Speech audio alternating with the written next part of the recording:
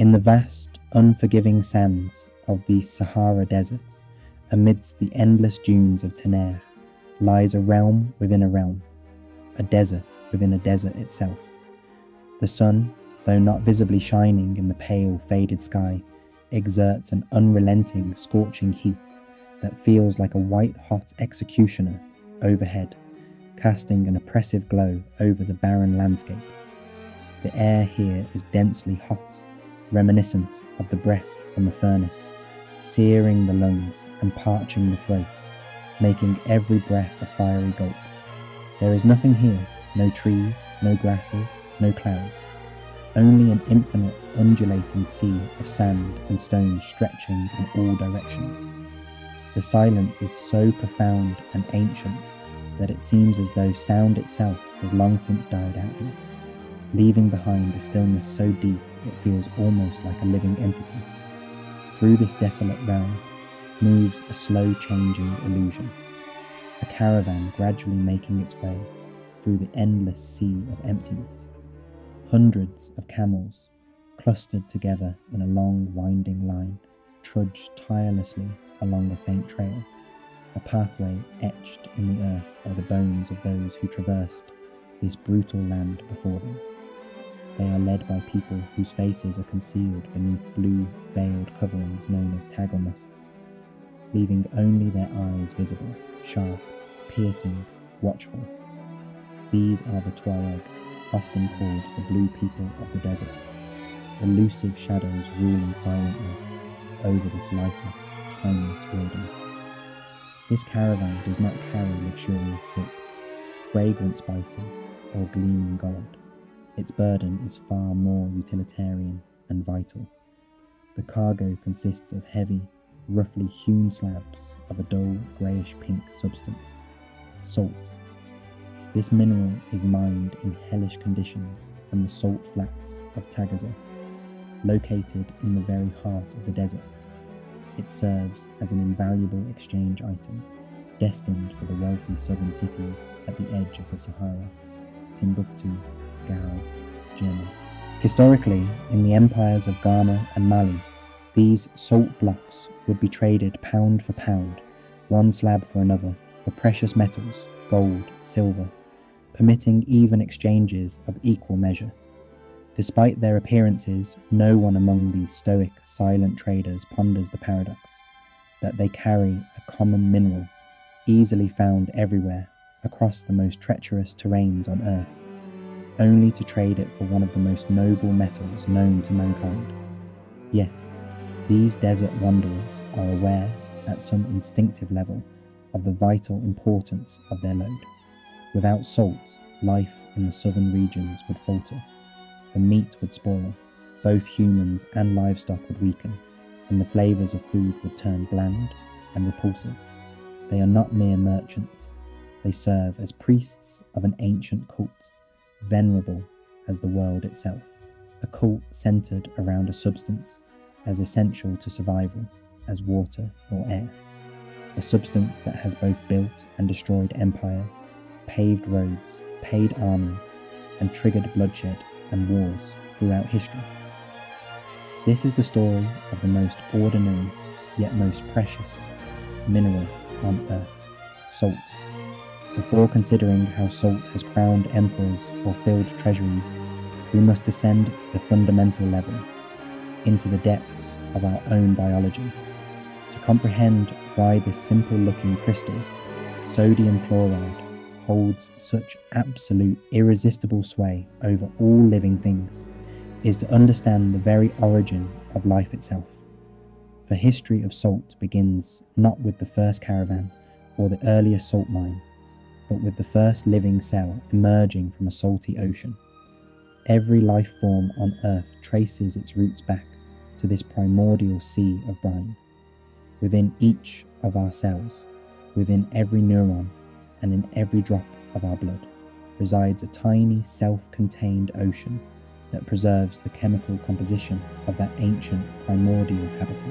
Central to this internal sea is sodium, the vital element that acts as a spark of electricity, the key to the very essence of biological activity. Sodium ions generate the electrical impulses necessary for nervous system functions, facilitating the transmission of signals from brain to muscle, from neuron to neuron. Every movement you make, every heartbeat, each fleeting thought is orchestrated by the intricate dance of sodium ions passing through the membranes of nerve cells, connecting the microscopic world of molecules to the grand symphony of life. Thus, salt is not merely a mineral we add to our food. It is the fundamental building block of life on this planet.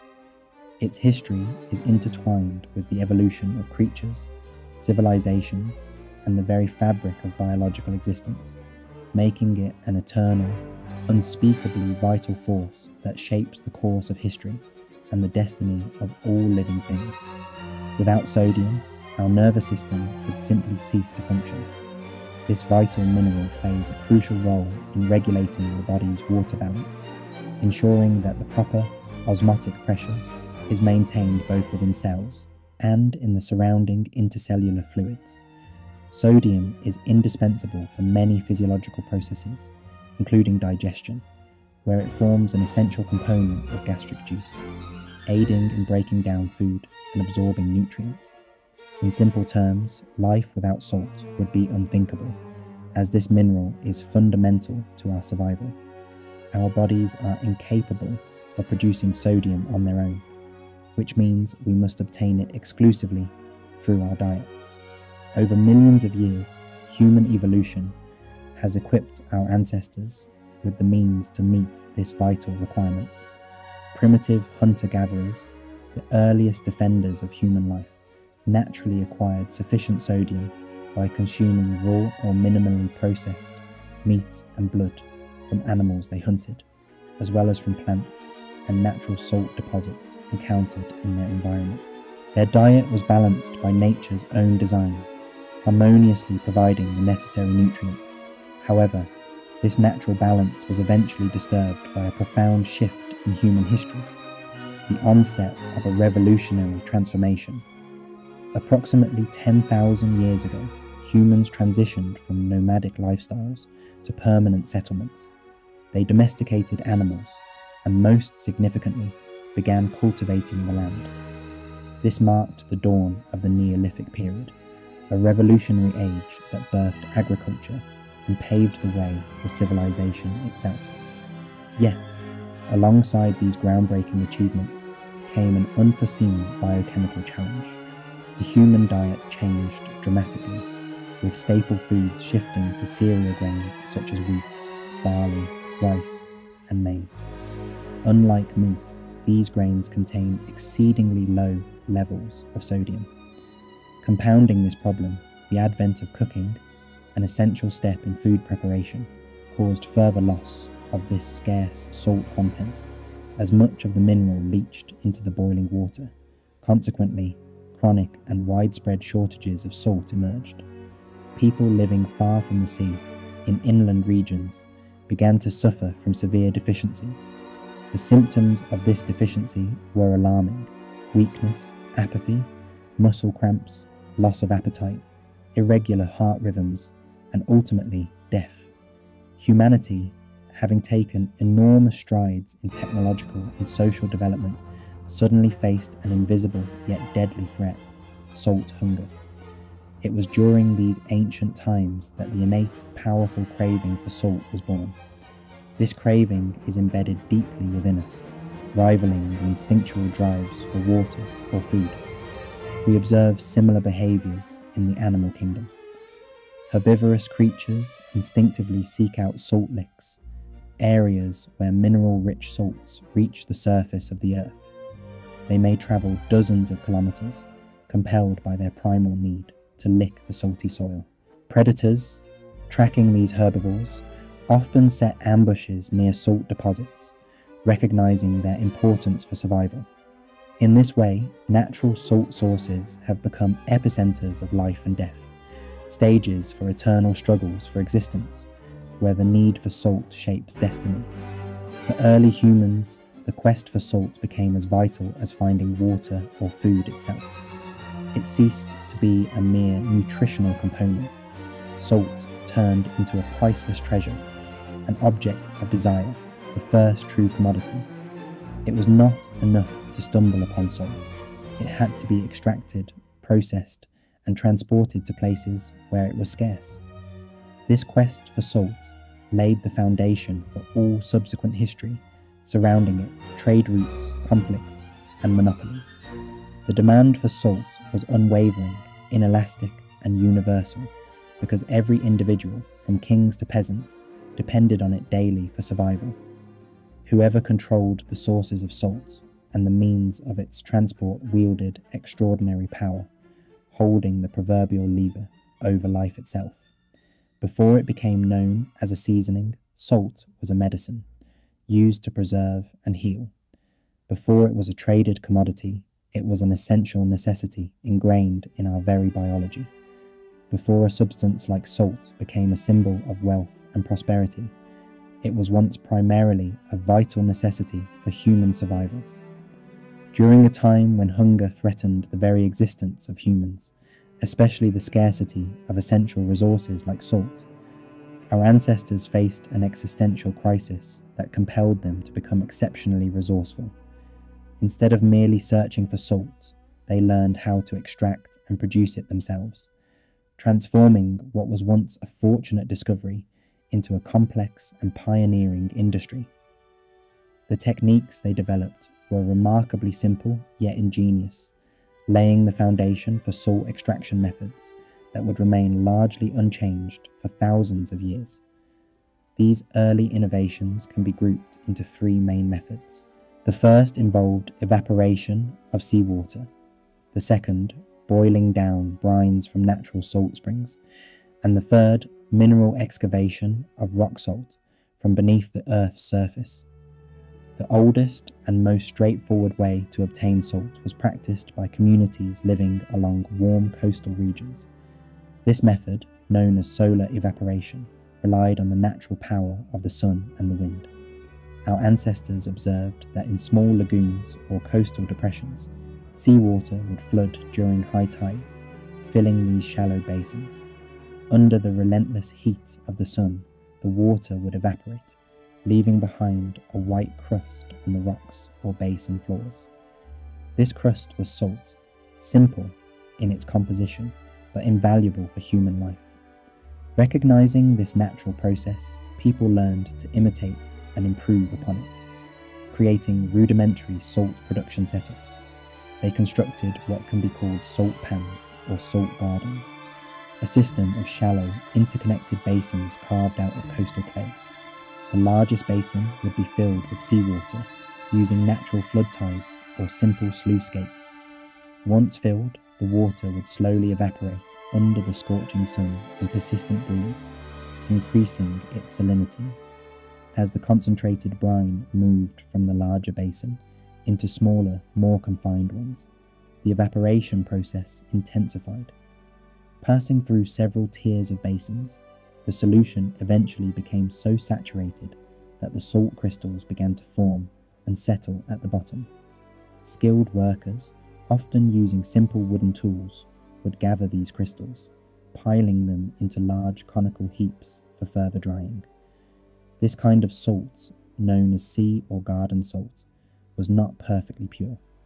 It often contained impurities, other minerals that imparted a slight greyish or pinkish hue to it, yet it was priceless for communities that depended on it for their daily needs. Civilizations along the Mediterranean, such as the Egyptians, Phoenicians, Greeks, and later the Romans, became true masters of this craft. Their extensive coastlines from Egypt to Spain were dotted with numerous salt pans, producing vast quantities of what was often referred to as white gold. These civilizations built a thriving industry, turning salt into a valuable trade commodity, with entire fleets and trade routes dedicated to its distribution. But what about those living farther inland, away from the coast? How did they secure this essential mineral? Their salvation came from underground salt springs, natural wells, where mineral-rich waters seeped to the surface after passing through layers of rock salt. These springs were considered divine gifts, offering a natural source of salt for interior communities.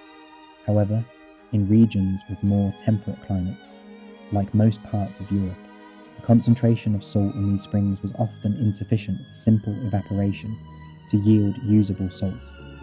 The water's salinity alone was not enough to make the process practical without additional help. This challenge led human ingenuity to turn to fire and heat. The method of boiling down brines from salt springs was born.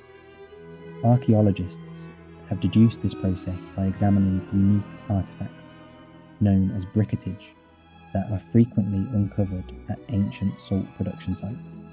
These are countless fragments of rough, hand-made clay vessels left behind by ancient workers. The process unfolded as follows. Labourers constructed special ovens or hearths over open flames. On top of these, they placed clay supports, and onto these supports they set conical or bowl-shaped clay vessels filled with salinated water. By heating these vessels, the water would gradually evaporate, leaving behind a crystalline salt. Through such innovations, early humans turned a vital element of their survival into a thriving industry, laying the groundwork for one of civilization's earliest forms of chemical and mineral processing. Each of these methods, solar evaporation, spring boiling, and mining rock salt, represented an adaptation to the natural environment and resource availability, demonstrating remarkable resourcefulness and ingenuity in the face of necessity. As water gradually evaporated from the ancient vessels, salt began to crystallize along their inner walls and at the very bottom of the containers. To retrieve the finished salt, those early salt producers would typically break these vessels into shards, and these fragments often became the raw material for making salt bricks or blocks. Through this process, salt took on a recognizable, standardized form, a solid, dense mass shaped into cones or bricks, which was much more convenient for storage, transportation, and trade. This method, although effective, was incredibly labor-intensive and demanded vast quantities of firewood, leading to the widespread deforestation of forests stretching for many kilometers around saltworks. Despite these difficulties, this approach enabled the extraction of salt in regions where natural deposits were inaccessible or absent, making the valuable mineral obtainable far beyond the reach of traditional sources. Places renowned for their rich salt springs, such as Holstadt in Austria or Droitwich in Britain, became vital economic hubs long before the Roman legions arrived. Among the various techniques used, the third method was the most complex, dangerous, and simultaneously the most productive, namely the mining of rock salt, known as halit or galley. In some parts of the world, dried up ancient seas left behind enormous underground deposits and domes of the purest crystalline salt. Accessing these vast underground treasures was a true feat of engineering and courage, akin to a monumental achievement of human ingenuity. This was the birth of salt mining as a specialized industry. The earliest salt mines were rudimentary. Miners would carve vertical shafts into the earth, then open horizontal tunnels, or adits, following the layers of salt deposits. These workers labored in complete darkness, illuminated only by flickering oil lamps, casting moving shadows on the rough walls. They chipped away at the salt using primitive tools, initially stone picks and hammers, gradually replaced by ones made of bronze and later iron. The mined salt was hoisted to the surface in leather bags or wooden baskets. Life inside these salt mines was among the most arduous and perilous in the ancient world. Constant dangers of collapses, suffocation from poor air quality, salt dust eroding lungs and skin, all made the work exceedingly hazardous.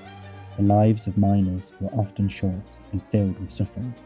Historically, forced labour, whether slaves or prisoners, frequently filled the ranks of these underground workers. Yet, beneath the surface, in these dark, silent depths, archaeologists have uncovered some of the most significant ancient treasures. Salt proved to be a remarkable preservative. It absorbs moisture and kills bacteria, thus preventing organic materials from decaying. This unique property has ensured the remarkable preservation of artifacts that would normally have disintegrated over time. One of the most outstanding examples is the salt mine at Holstadt in the Austrian Alps.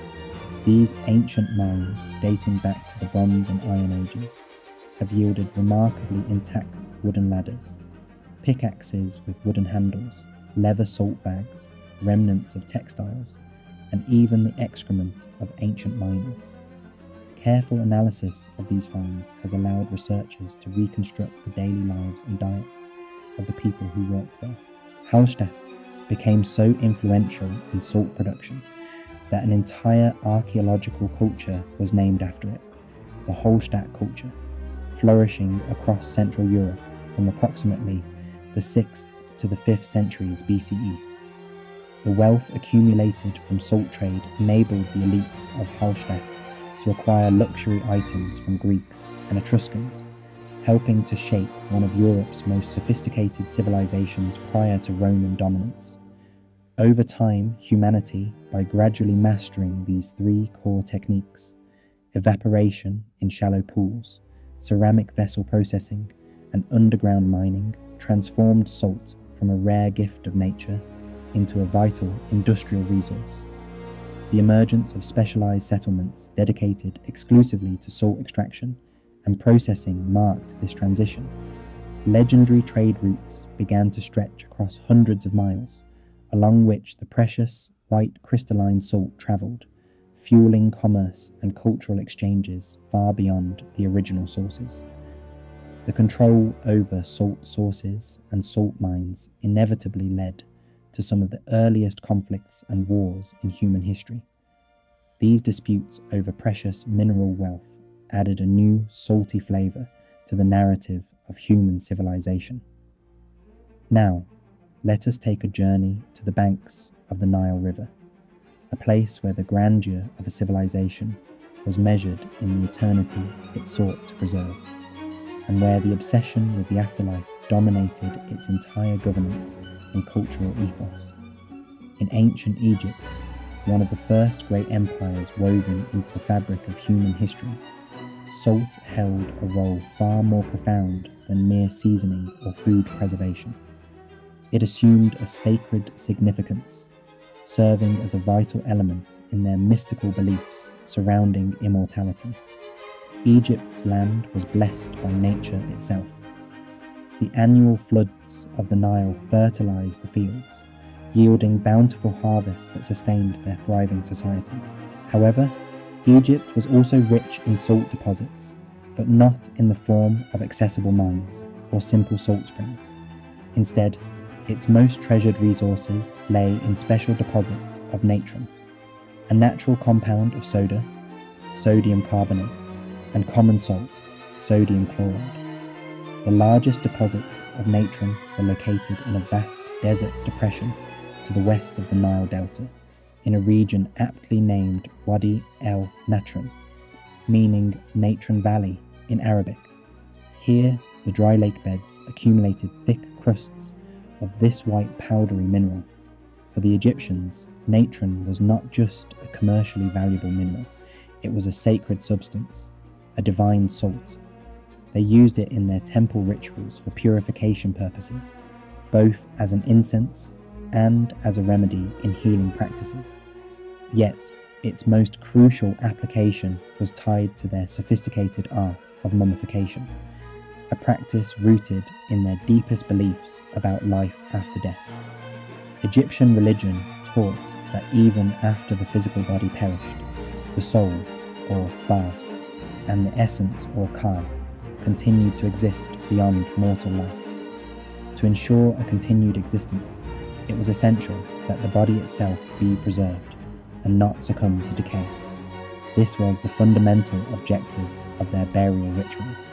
Thanks to its unique hygroscopic qualities, meaning its ability to absorb moisture, and its antimicrobial properties, natron became the perfect agent for preserving the body.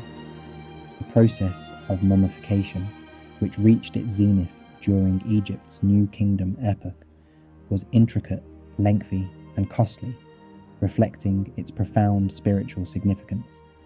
The ancient Greek historian Herodotus provides a classic description of the procedure. It all began with transporting the deceased to a purification chamber, a special workspace for embalming. The first step involved extracting the brain through the nostrils using a specialized iron hook. Then, a cut was made on the left side of the body to remove the internal organs, notably the stomach, intestines, liver, and lungs, which were considered vital for the person's life and afterlife. The heart, however, was left in place, as Egyptians believed it housed intelligence and the soul. The removed organs were carefully rinsed with palm wine mixed with spices, and then preserved in natron, placed inside containers known as canopic jars. The now empty abdominal cavity was thoroughly washed out, and the entire body was then completely covered with dry, granular natron. This covered body was left in this state for a period that could extend up to 40 days, though some sources suggest it might sometimes last as long as 70 days. During this time, the natron drew out all moisture from the tissues, effectively dehydrating and disinfecting the body, yet without harming the skin, a feat that pure salt would have failed to achieve. This drying process halted decay and transformed the body into an incorruptible mummy. After the dehydration phase, the body was carefully washed again, anointed with fragrant oils and resins, and then wrapped in hundreds of meters of thin linen bandages. The careful wrapping and the application of aromatic substances aimed to prepare the body for its journey into eternity, ensuring that it retained its form and integrity for the afterlife. Throughout ancient Egyptian burial rituals, a meticulous and symbolic process unfolded that underscored their complex spiritual and cultural beliefs. Between each layer of linen bandages wrapped around the deceased, artisans placed small enchanted charms, amulets designed to serve as protective talismans in the afterlife, warding off evil spirits and guiding the soul on its journey. Once the embalming process was complete, the mummy was carefully laid into a vividly decorated sarcophagus, often adorned with intricate hieroglyphic carvings and religious symbols. This container was then entrusted to the family members, ready for the solemn act of burial. Such a sophisticated and sacred procedure would have been impossible to carry out without one crucial ingredient: natron, a naturally occurring mineral salt in the form of crystalline deposits. Control over the natron sources along the waters of El Natron was exclusively held by the pharaoh, effectively serving as a state monopoly. Natron was more than just a preservative. It was a strategic resource, on par with the gold mined from Nubian quarries, or the building stones quarried from Egypt's vast deserts. It was integral to the preservation of the dead, and consequently to Egypt's beliefs about eternity and the eternal soul. However, salt in ancient Egypt had a far broader significance beyond merely facilitating contact with the divine or ensuring immortality. It was an essential staple in everyday life and economic activity. The Nile River and the lakes within the Delta region produced an abundance of fish, which was a primary source of sustenance for the population. To make such a perishable resource last through the heat of Egyptian summers, it was necessary to salt the fish, a preservation technique mastered by Egyptian artisans. Salted fish became a staple protein for ordinary citizens, including peasants, craftsmen, and workers involved in monumental projects like pyramid construction. Archaeologists frequently discover detailed depictions on the walls of tombs, illustrating the entire process. Fishermen pulling nets from the water, workers gutting the catch, layers of fish interlaced with salt being packed into large containers, and finally the drying racks stretched out under the relentless Egyptian sun for the final curing step. This salted fish was not only consumed locally, but also served as a significant export commodity. Egypt exported its preserved fish to neighbouring regions such as Syria, Palestine and Naret, establishing a thriving trade in this vital resource. Salt was also employed to preserve meat, extending its shelf life in times when fresh provisions were scarce. Beyond its culinary uses, salt found application in medicine, used for curing wounds, for example, by pharmacists who employed it as an antiseptic and anti-inflammatory agent. Additionally, salt played a crucial role as a seasoning, enriching the flavour of various dishes. Unlike modern times, where salt is affordable and commonly available, in ancient Egypt it was a precious commodity, too costly to be used wastefully. Ordinary people most likely obtained their salt primarily through salted fish or other preserved foods, while pure table salt was a luxury reserved for the nobility and priests. Salt was integrated into the taxation system. Records mention salt ration allotments given to government officials and soldiers alike. It permeated all aspects of Egyptian life, from the kitchens of common folk and the chambers of pharaohs to the spiritual realm, serving as a vital link between worldly existence and the hereafter. This white powder symbolized the connection between the living and the dead, fostering prosperity in the earthly realm and eternal life in the heavens. It was the pristine substance that unified life and death, ensuring the well-being of the empire and the everlasting rulership of its kings. Now, our journey leads us far eastward into the vast and ancient civilization of China, which developed independently from the Mediterranean world but faced similar challenges and innovations. In ancient China, salt evolved beyond a mere commodity into a powerful instrument of state authority. It became the foundation of imperial financial systems and a key factor in both unprecedented prosperity and tumultuous uprisings. The history of salt in China is a story of how a resource, when meticulously controlled by a centralized authority, could bring the greatest wealth, more lucrative than territorial conquests, directly into the imperial treasury. Like Egypt, China was richly endowed with natural salt sources. Along its expansive coastline, the production of seawater salt through evaporation thrived, supported by traditional techniques perfected over centuries. However, the Chinese uniqueness lay in the vast internal salt deposits found within its borders. To the north, in the province of Shanxi, lay the enormous salt lake of Yuncheng, which would become legendary. During the summer months, as the climate dried the lake's waters, a thick crust of purest salt formed on its surface, shimmering under the sun with a kaleidoscope of colours, a natural marvel and valuable commodity. This internal resource provided China with a significant strategic advantage, enabling the state to regulate salt production and distribution with unmatched control, turning this seemingly simple mineral into a potent symbol of imperial power. Long ago, the Chinese referred to a particular type of salt as dragon's tooth, and among the most remarkable achievements in Chinese engineering was the extraction of salt from deep underground brines in Sichuan province. As early as the 2nd century BC, well before similar practices appeared in Europe, Sichuanese engineers had mastered the art of drilling into the earth, drilling boreholes that reached depths of several hundred meters and later even surpassed 1,000 meters.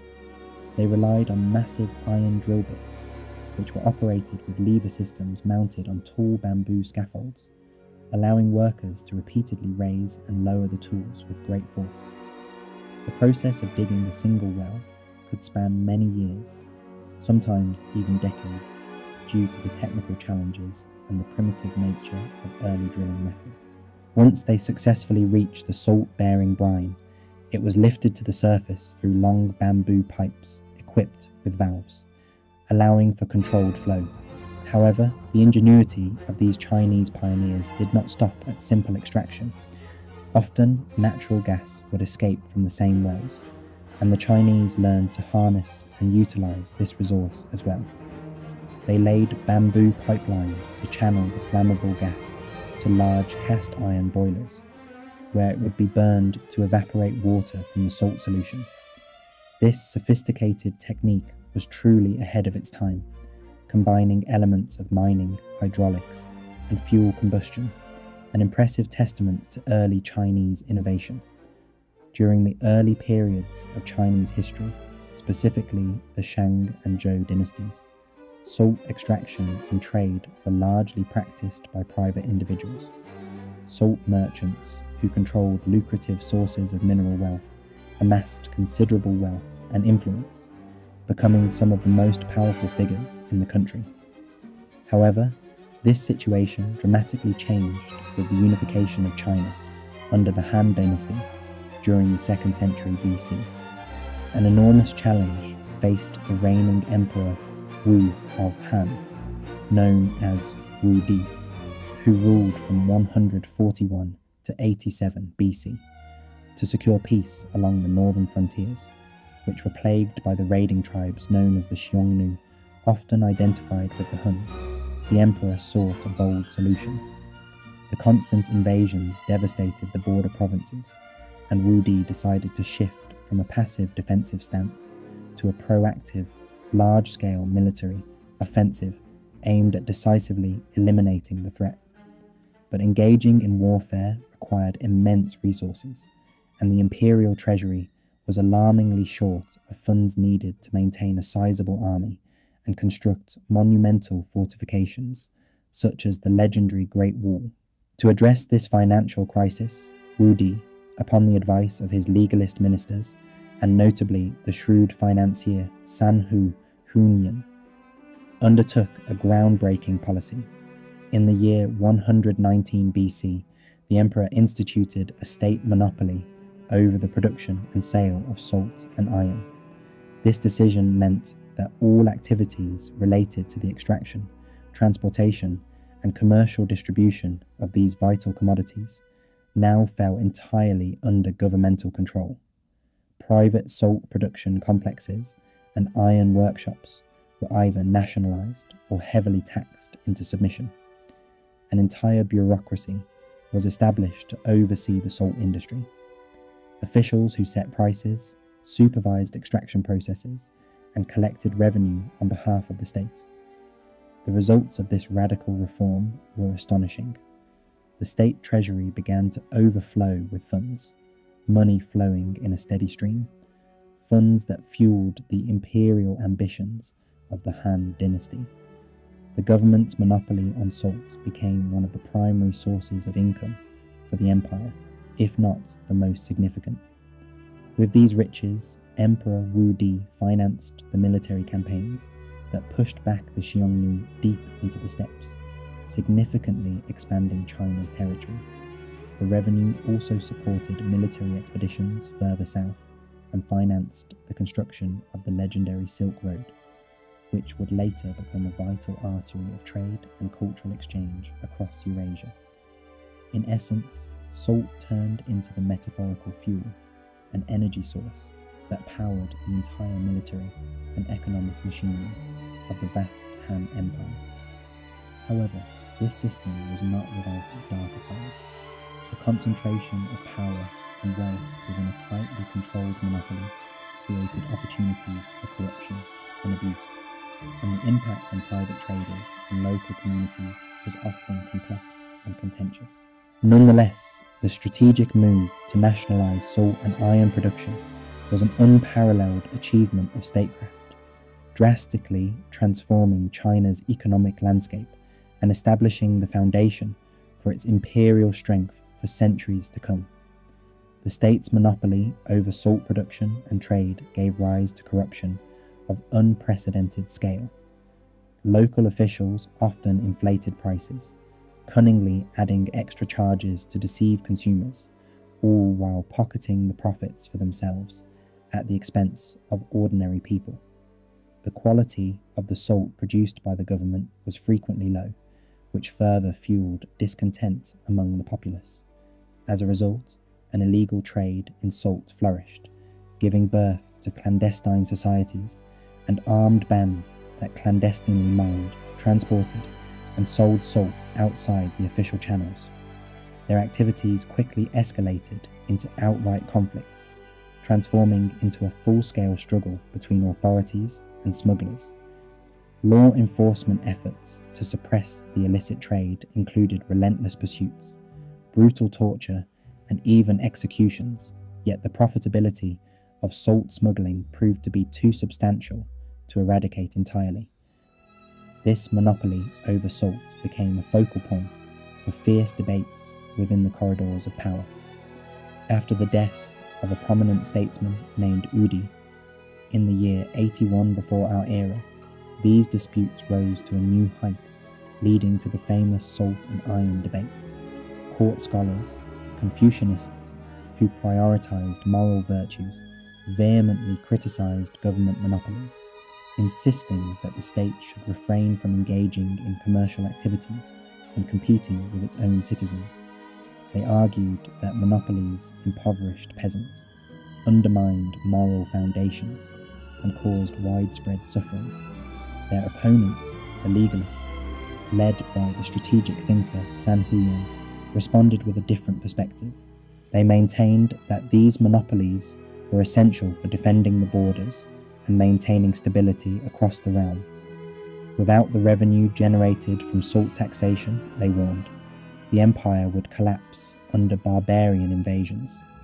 This ideological clash revealed the fundamental differences in Chinese political thought. The deep-rooted conflict between the Confucian ideal of righteous, moral governance and the legalist pragmatism, emphasizing practical benefits and state power. Although the salt monopoly was temporarily abolished at certain points, it was swiftly reinstated, an indication of its overwhelming importance, and remained a constant feature of Chinese governance for nearly 2 millennia, right up until the 20th century. Its profitability was simply too attractive to abandon. Over time, salt evolved from mere commodity into one of the pillars of imperial authority, an invisible thread that linked each peasant to the divine throne. It became a symbol of eternal struggle, an emblem of the ongoing conflict between the people and the state, a silent force shaping the history of the Middle Kingdom. Turning our gaze westward, towards the heart of the ancient world that grew and gained strength concurrently with the Han Empire, we find a similar story in Rome. This city, destined to become the ruler of the Mediterranean, started from humble origins, rooted in a substance as unassuming yet vital as salt, pure crystal salt. Legend tells us that Rome was founded atop 7 hills, yet the city's true greatness did not come from the hills themselves, but from the marshy lowlands along the Tiber River, where invaluable salt flats lay nearby. The earliest and most crucial road constructed by the Romans was not the famed Appian Way, but the Salt Road, the Latin term being Via Salaria. Long before Romulus and Remus, during the Bronze Age, natural salt marshes had existed where the Tiber's left bank met the sea. Here, seawater would evaporate under the sun's heat, leaving behind the precious mineral that was always in high demand. These salt fields, known collectively as the Campus Salinarum and Romanarum, became a source of fierce competition among the tribes inhabiting central Italy. Control over these salt-rich territories meant wealth, power, and influence. It was precisely in this strategically advantageous location, a nexus that allowed one to oversee both the salt production sites and control the crossing points over the Tiber, that a settlement grew, destined to become Rome itself. The oldest of Rome's roads, the Via Viaria, stretched from these salt works into the interior of the Apennine Peninsula, heading toward the lands of the Sabellic tribes, who were largely pastoral and dependent on salt for their animals and subsistence. In essence, the origins of the city were intertwined with this crystalline resource, salt serving not only as a vital commodity, but also as a catalyst for political dominance and territorial expansion. Thus, from the ancient wells and marshes of Italy to the bustling markets and fortified cities of imperial China, salt history is deeply woven into the fabric of civilization. The control and trade of this simple mineral, whether through state monopolies or illicit channels, shaped societies, fueled conflicts, and established power structures that echoed across centuries and continents. Throughout ancient times, caravans travelled along this vital route, laden with salt, which served as a precious commodity. Returning from their journeys, these caravans carried back livestock, grain, and a variety of other goods, forming a crucial link in the economic chain of early Rome. This road functioned as the lifeblood of Roman commerce, a major artery through which the city's wealth and resources flowed. The enormous conflicts that Rome engaged in Rome's fought over control of this river and the lucrative salt flats that dotted its path. Unlike China, which maintained exclusive rights to salt production through monopolies and state-controlled salt fields, the Roman Republic and early empire adopted a different approach. They did not implement strict monopoly systems. Instead, salt production, or salting operations, could often be managed by private entrepreneurs. Nonetheless, the Roman state quickly recognized the strategic importance of salt as a taxable resource, transforming it into a vital source of revenue. To this end, a tax on salt, known as the salarium or salt tax, was established. The government also frequently undertook the construction and maintenance of large-scale salt works and storage facilities, which they later leased out to private contractors or tax farmers. In addition, the Roman authorities set official prices for salt, especially in the city of Rome itself, aiming to prevent excessive speculation and maintain social stability.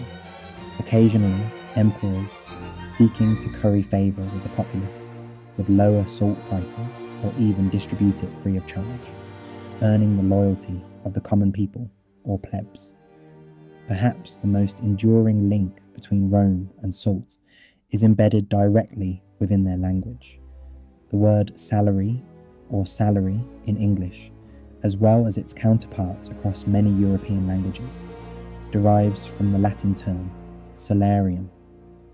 Originally, salarium argentum denoted the salt money or salt ration, an allotted portion of payment given to soldiers. It is a common misconception that Roman legionaries were paid directly in salt. Such a notion is most likely an exaggeration. Given the vast size of the Roman army, paying troops entirely with tons of salt would have been impractical and unfeasible. More plausibly, salarium referred to a specific monetary allowance provided to soldiers that they could use to purchase salt, which was essential for their survival and well-being. Salt was absolutely vital for Roman legionaries, especially during strenuous campaigns and in hot climates, where soldiers lost significant amounts of mineral salts through perspiration. It was also indispensable for preserving provisions during long journeys, ensuring that their food remained edible over extended periods. For soldiers, having reliable access to salt was a matter of health and survival, and the Roman state, keen to maintain a well-equipped fighting force, guaranteed them the means to procure this essential mineral. In this way, the transparent white crystal became a symbol not only of physical sustenance, but also of economic value. The very term salarium eventually came to signify a form of compensation for labour, an idea that has persisted through centuries and entered the lexicon of modern economies. Salt was intricately woven into Roman daily life and cuisine. No meal, from the humble pittance of a commoner to the lavish banquets of aristocrats, was complete without salt. On every respectable Roman table stood a salina, a salt cellar, or politin salinum, often crafted from silver, an emblem of hospitality and refined living. The well-known phrase, sharing bread and salt, has deep roots in Roman custom and tradition. Salt was used not only for seasoning but also for preserving olives, cheese and vegetables, making it an essential element of their culinary culture. Yet, beyond mere seasoning, perhaps the most iconic and prized salty product was garum, a fermented fish sauce that served as a fundamental ingredient in Roman cuisine. Crafted from small fish such as anchovies or mackerel, combined with their entrails and generously layered with salt, garum was left to ferment under the sun for several months in large containers. This aromatic and pungent condiment became a culinary fetish and a major fixture in Roman food production, reflecting both the ingenuity and the importance of salt in their daily sustenance and economic life. The resulting liquid was a clear amber-hued substance with an incredibly potent, sharp flavour and aroma that to the Romans seemed both bold and refined. This sauce became an indispensable element of Roman cuisine, serving a role similar to that of soy sauce in Asian culinary traditions. It was added quite liberally to almost every dish, ranging from simple porridges and hearty stews to delicate desserts, highlighting its versatility and essential status. Among the finest varieties of garum, especially those crafted in Spain or North Africa, the flavouring was so prized that it fetched exorbitant prices, comparable to the cost of luxury perfumes. This vast industry of garum production, which spanned much of the Mediterranean basin, would have been impossible without salt. Indeed, salt was the vital catalyst, transforming perishable fish into a luxurious, long-lasting commodity that could be stored for extended periods. The Roman Empire, uniting the entire coastal region of the Mediterranean under its rule, established a unified salt market that linked distant territories. Salt originating from Egypt, Spain, Sicily, and Sardinia moved freely along secure maritime routes, supplying legions stationed on borders and supporting the colossal population of Rome itself. Controlling the salt supply became one of the pillars of Rome's formidable economic power. What was once a modest pathway called Via Larium evolved into a symbol of how basic needs, like trading in a simple white powder, could be transformed into a route leading toward global dominance. Meanwhile, as Rome expanded its empire, constructing vast networks and flourishing trade in Mediterranean salt far beyond its borders, in the forests and mountains of Central and Western Europe, another salt-related saga was unfolding. For the barbarian tribes such as the Celts, Germans and Slavs, salt was not merely an economic resource, but often more valuable than for their more civilized neighbours. Living in a humid and cool climate, preserving food through salting during the long, harsh winters was a matter of survival. For these pastoral and hunter-gatherer groups, salt was crucial, not only for seasoning but for maintaining the health of their livestock, an essential element of their livelihood. Tribes that managed to settle near abundant salt springs or significant deposits of mineral salt gained immense power. They became true salt aristocrats, wielding influence and authority over their neighbours through control of this vital resource. The Roman historian Tacitus, describing the customs of Germanic tribes, recounts a bloody conflict that erupted between the Hattic and Germander tribes over control of the Tarandus River. He notes with a certain astonishment that these tribes believed that their prayers were most effectively conveyed to the gods at these locations. They held a deep conviction that salt was born through divine providence, and thus disputed territories rich in salt deposits were sacred grounds. According to Tacitus, this war ended with the complete extermination of the Hattic tribe, which he viewed as a fitting punishment for their sacrilege. This episode vividly illustrates just how profoundly salt held both economic and sacred significance for pre-Roman Europe.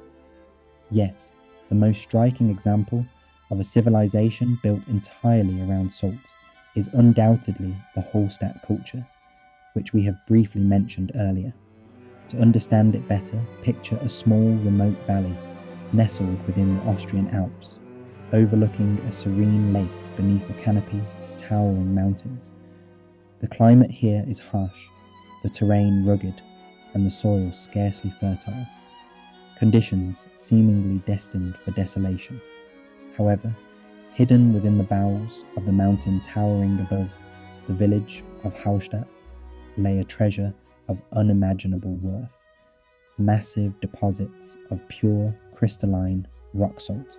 This discovery turned the isolated valley into a hub of wealth and activity, as the inhabitants harnessed the riches underground to sustain a flourishing society, driven by the trade of this most precious of resources. Starting from the Middle Bronze Age, around the year of 1500 BCE, the local inhabitants began extracting salt on an industrial scale.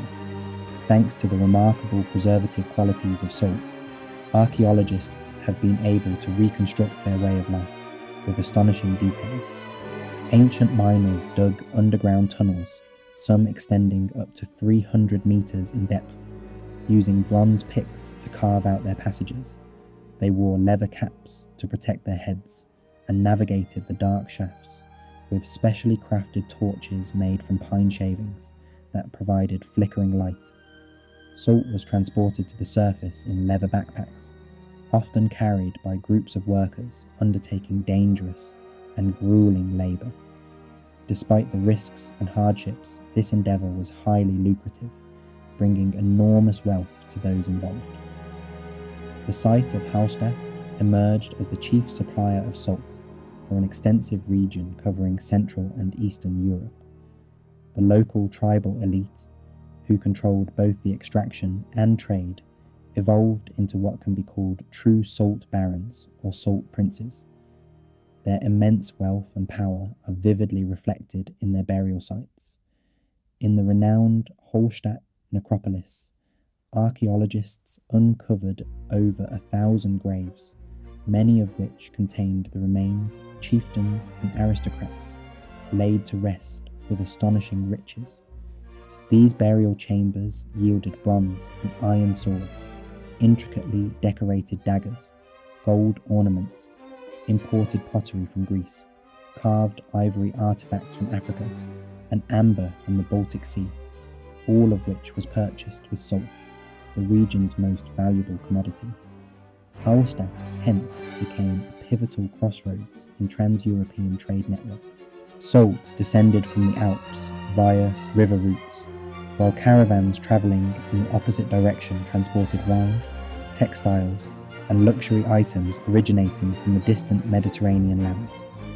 By maintaining control over what was often called white gold, a modest alpine village transformed into a flourishing civilization, giving its name to the entire Iron Age period in European history, spanning from roughly the 8th to the 5th centuries BCE. Later, during the Iron Age itself, the centre of salt production and regional dominance shifted westward into territories linked with Latin culture. Yet the fundamental principle remained unchanged. Power and influence were synonymous with control over salt. After the fall of the Western Roman Empire, trade routes became fragmented, plunging Europe into the chaos of what are traditionally called the Dark Ages. Despite this upheaval, the demand for salt persisted and even grew, especially as the preservation of fish, most notably herring, along with meats, became crucial for sustaining populations.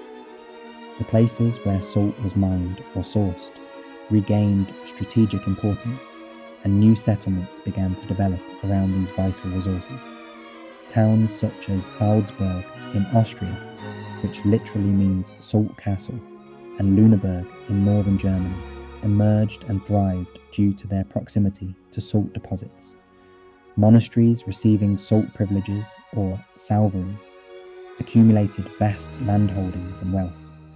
Medieval feudal lords fiercely fought over control of saltworks and toll stations along salt roads, recognizing that dominance over this commodity meant economic and political power. In the later medieval period, Europe saw the birth of a new institution of state control known as the gabelle, a tax specifically levied on salt. This tax was especially oppressive in France, where the monarchs declared many salt sources to be their exclusive domain. Every subject was mandated to purchase a certain quota of salt annually at a price set by the state, in many cases an exorbitant and oppressive sum.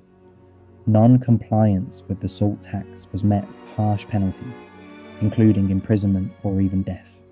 This deeply resented impost became one of the main grievances fueling widespread unrest, eventually culminating in the Great French Revolution. The gabelle not only symbolized royal overreach, but also highlighted how control over a seemingly mundane resource could wield immense influence, shaping the course of history through economic exploitation and social upheaval.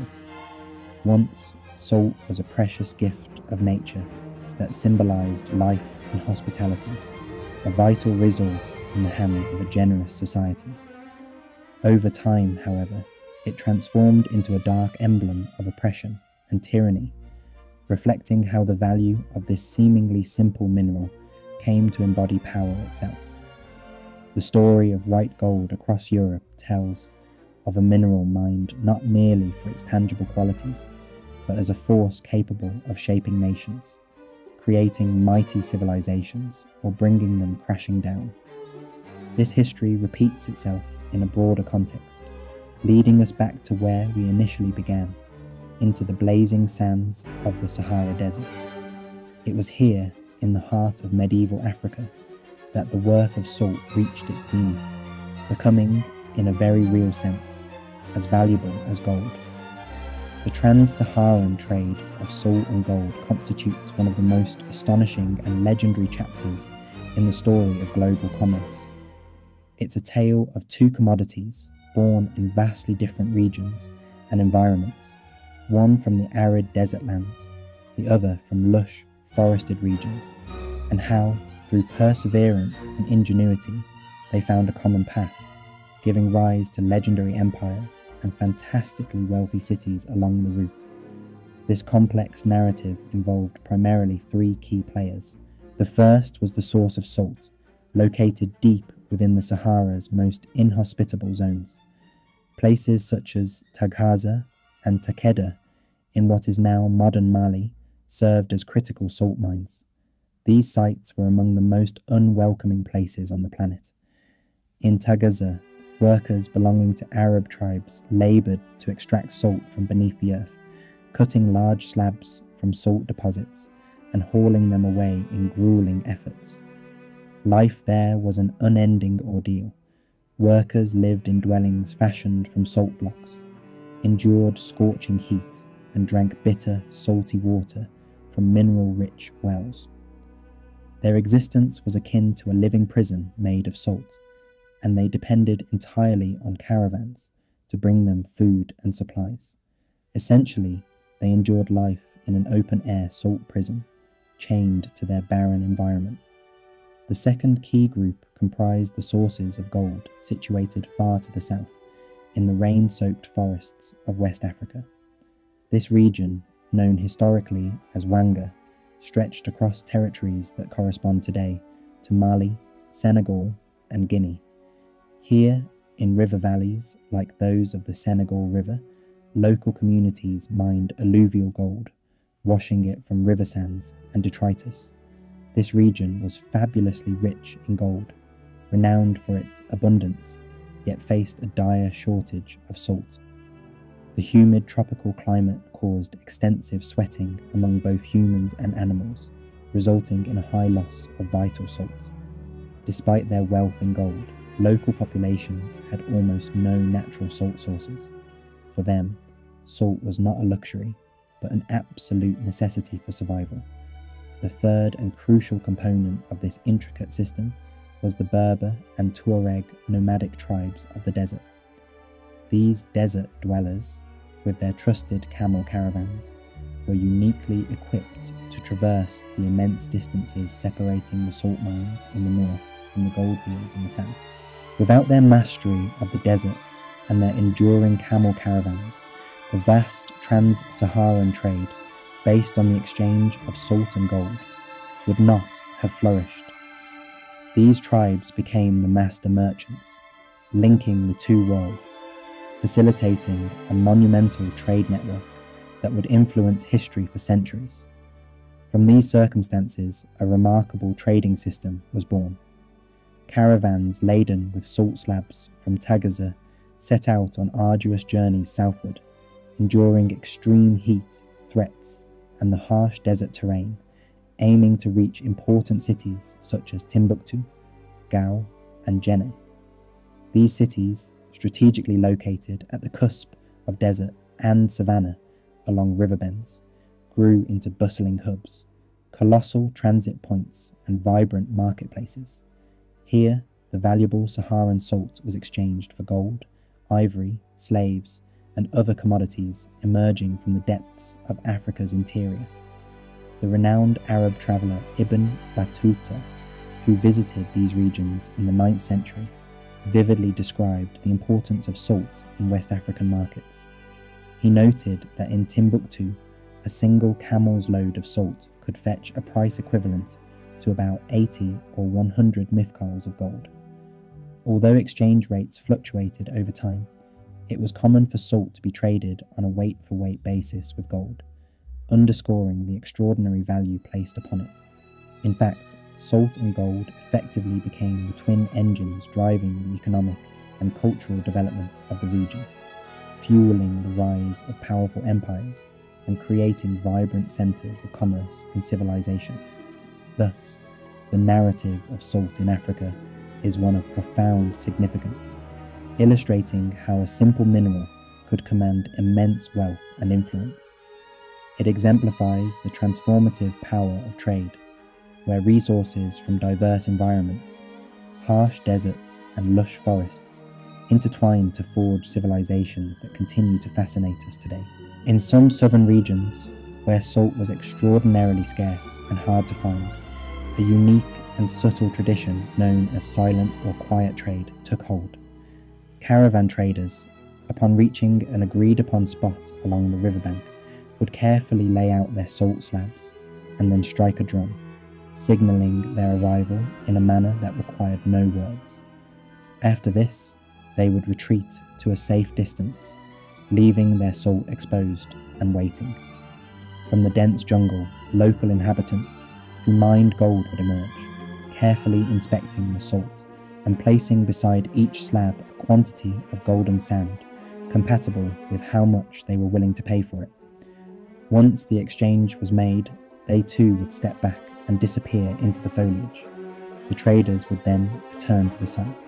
If the offer met their expectations, they would take the gold and leave the salt, resuming their drumming to close the deal.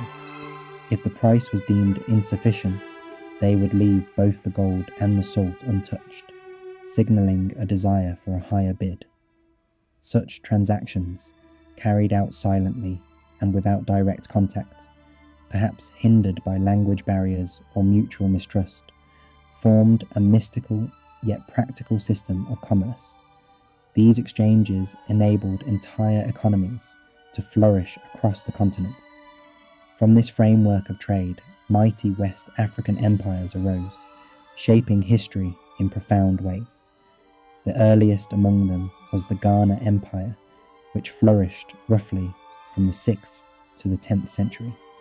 Its rulers bore the noble title of Master of Gold, a reflection of their wealth derived from controlling vital gold sources in the south and collecting tolls from passing caravans. As they monopolized the gold trade, these rulers amassed unprecedented riches. Later, around the 10th century, the Empire of Mali rose to prominence, extending its dominion over not only the gold mines, but also the salt pits of Tagaza, and a network of thriving trading centres. The legendary ruler of Mali, Mansassa, known to the West as Mansa Musa, made a pilgrimage to Mecca in the 10th century that stunned the medieval world with its display of opulence. Travelling with a retinue laden with enormous quantities of gold, he once distributed wealth as alms in Cairo, causing a temporary collapse of gold prices across the Mediterranean. Such incredible riches, accumulated through meticulous control over salt and gold routes, transformed these deserts into the heart of a powerful empire. Cities such as Timbuktu and Jenne grew into vibrant centres of commerce, culture and science, becoming some of the most significant hubs in the Islamic world. They boasted magnificent mosques and renowned universities where countless priceless manuscripts were stored, treasures of human knowledge preserved and passed down through generations.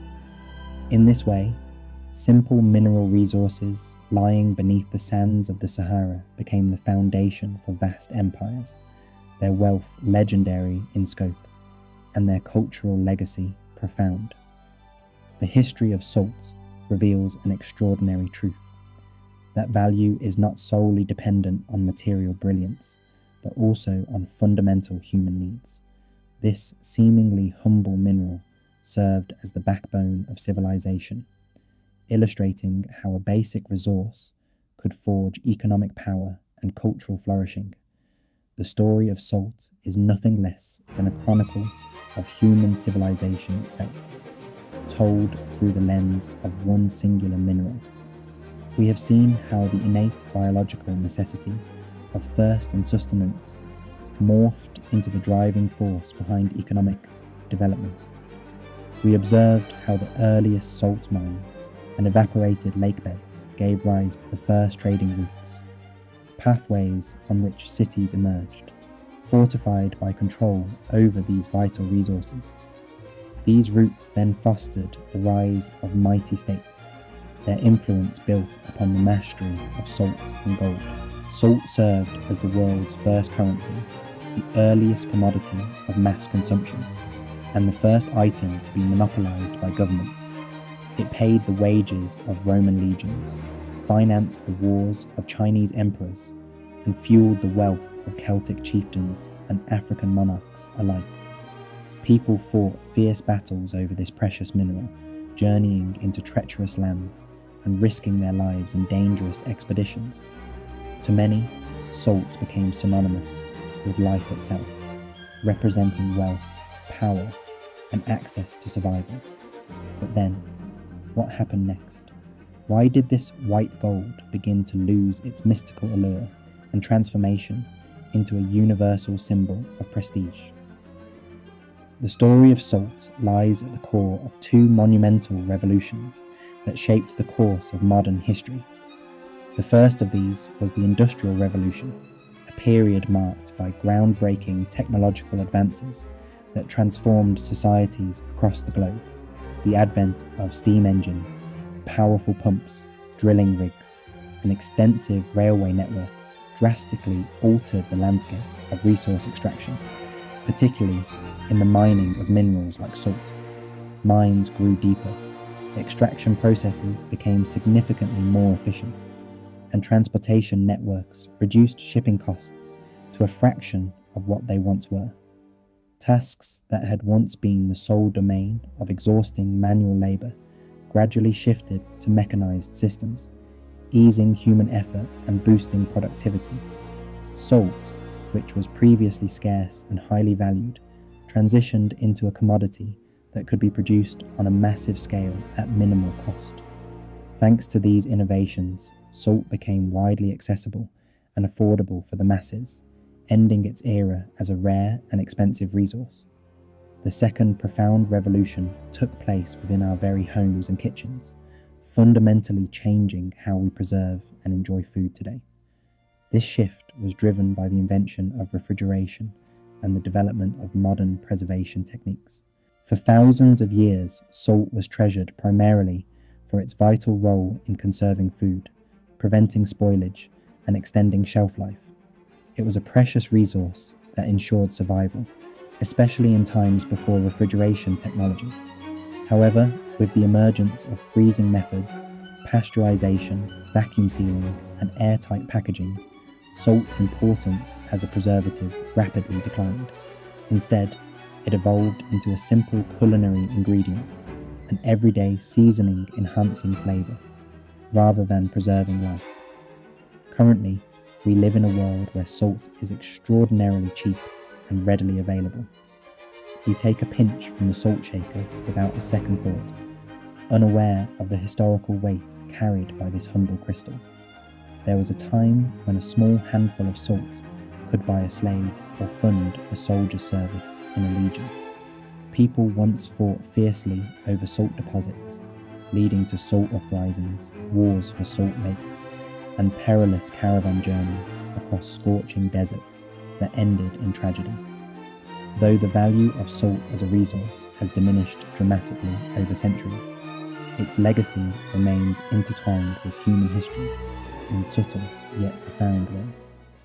This legacy manifests in our languages, in words like soldier, salad, and salary, which all derive from salt-related roots. It persists in geographical names such as Salzburg, Solikamsk, and Solidar, as well as ancient trade routes like the Via Salaria. Salt's influence also endures in our very blood, subtly present in the salty taste of our tears and sweat, a reminder of humanity's shared oceanic origins. The history of salt teaches us that the most significant historical developments often have their roots in fundamental human needs and simple resources. It demonstrates how access to a critical resource necessary for survival inevitably results in the growth of power, wealth, and social inequalities. Furthermore, salt reminds us that the concept of value is inherently relative. What appears priceless today can, with time, become ordinary and taken for granted.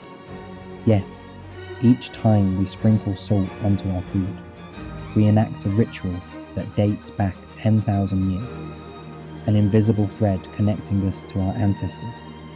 We touch upon the silent legacy of the earliest farmers who suffered from salt deficiency, the Egyptian priests who mummified pharaohs with salt-based embalming, the Roman legionaries guarding the empire's frontiers, and desert nomads leading their camels across endless sands. These tiny grains carry within them the eternal, unchanging taste of history itself. Thank you for taking the time to immerse yourself in this fascinating and multifaceted story. If exploring these centuries-old secrets and silent forces that shaped our world has sparked your interest, consider following this channel to stay updated with future deep dives into the unseen powers guiding human history. Your attention and curiosity are the greatest rewards for this journey through time and space.